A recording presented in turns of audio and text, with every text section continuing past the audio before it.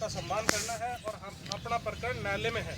हम लोग मुख्य न्यायाधीश यूपी, जो मुख्य न्यायाधीश है यूपी के, उनको लेटर लिखेंगे और जिस न्यायालय में अपने जमानत लगी हुई अनुभव जी को, उनको लेटर लिखेंगे, सच्चाई से अवगत कराएंगे, क्योंकि हम इतने लोग न तो कोर्ट में जा सकते हैं और न अपन कोर्ट के खिलाफ कोई एक्शन ले सकते। बिल्कुल, क्योंकि कोर्ट जो करेगा वो हमारे लिए सर्वोपरि है। बिल्कुल, ठीक है, और अपने को चाहिए न्याय।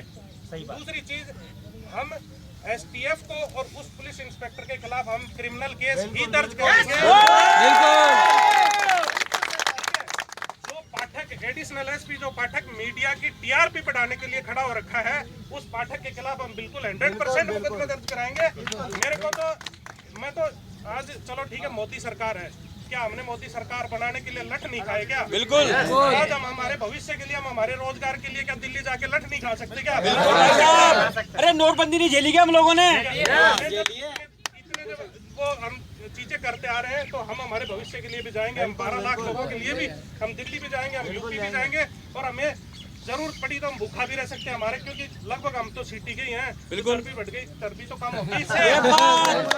मैं भी वजन कम करने की सोच रहा था। 12 करोड़ में बढ़ेगा भाई, 12-50 करोड़ आ जाओ, रोजगार रोड मिलेगा, जिंदा रहेगी तो ज्यादा हो गया। और ऐसे ही पहली बार आरसीएम ने क्या बुरा किया था, इसी तरह से आरसीएम के साथ हुआ था। इसी तरह से सिर्फ उसको बंद करने की वजह से, जेसी करने की वजह से आरसीएम बंद हुई, जो आज फिर से रनिंग में है। और जो भी मुकदमे उस टाइम भी एमएलएम पे लगे थे, उनमें से 50% आज बरी हो चुके हैं न्यायालय में। मैं ही देखता हूँ कि 50% मामले बरी हो चुके हैं।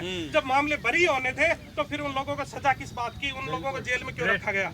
सीधी सी बात है, ये सिर्फ सरकारें करती हैं, किसी की रंजिश हो जाती है और किसी की कुछ हो जाती है। इसी तरह से वहां से भी ये रंजिश है, 100% रंजिश है कि पुलिस को पैसा नहीं पहुंचा। सीधी सी बात, पुलिस को पैसा नहीं पहुंचा, 90% इसके अलावा और कोई मामला नहीं है। आज एक इंस्पेक्टर होता है, वो ठीक है, हमें समझ में आता है, जब तक वो अपनी पावर का इस्तेमाल करता है सब चीजें समझ में आती हैं। लेकिन पैसे के लिए मामला दर्ज कराया गया है कि पैसा ऐंठने के लिए। आज मैं, आप सब लोगों ने 57,000, किसी ने 11,000, 5,000 रुपए में मामला दर्ज हो जाता है। आज मैं किसी की जेब से 10 रुपए छीन लूं तो उसका भी मामला दर्ज हो जाता है। तो मामला दर्ज कराना कोई बड़ी बात है? हमें न्याय मिलेगा, हमें न्याय, कोर्ट हमें न्याय देगा। लेकिन जिन लोगों ने एक्शन लिया है, जिन लोगों ने हमारे को आज रोड के ऊपर ला दिया ना, उनके खिलाफ, उस एसटीएफ के खिलाफ हम बिल्कुल एक्शन लेंगे। और हम जहाँ तक भी है, एक तो सब लोग यहाँ से लेटर लिख करके मुख्य सचिव को, मुख्य न्यायाधीश को और अपने जो जज साहब हैं जिनके यहाँ पे बेल लगी हुई है, उनको अपने को अवगत कराना है। बिल्कुल, ये लेटर अभी अच्छा सर, आप इतने फैक्स करो पीएमओ में कि वहाँ कागज खत्म हो जाए। बहुत बढ़िया। इतने फैक्स करो कि कागज खत्म हो जाए वहाँ पे, उन लोगों को भी ये समझ में आए कि हाँ कहीं ना कहीं गलत हो रहा है।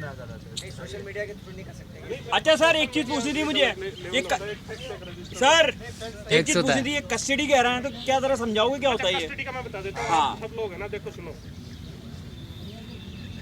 जब भी कोई मुकदमा दर्ज होता है, अरेस्टिंग होती है, तो अरेस्टिंग के बाद में कोर्ट में पेश किया जाता है।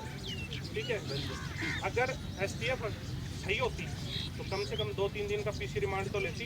बिल्कुल भाई, आप सब लोग समझदार हैं। अगर मैंने अपराध कर दिया तो पूछताछ के लिए पीसी रिमांड मारना पीटना नहीं होता है। वो पूछताछ के लिए न्यायालय से रिमांड मांगा जाता है जब व्यक्ति की गिरफ्तारी हो जाती है। ठीक है, न्यायालय से इसलिए रिमांड मांगा जाता है कि साहब हमारी इन्वेस्टिगेशन पेंडिंग है और हम इनसे कुछ पूछताछ और करना चाहते हैं।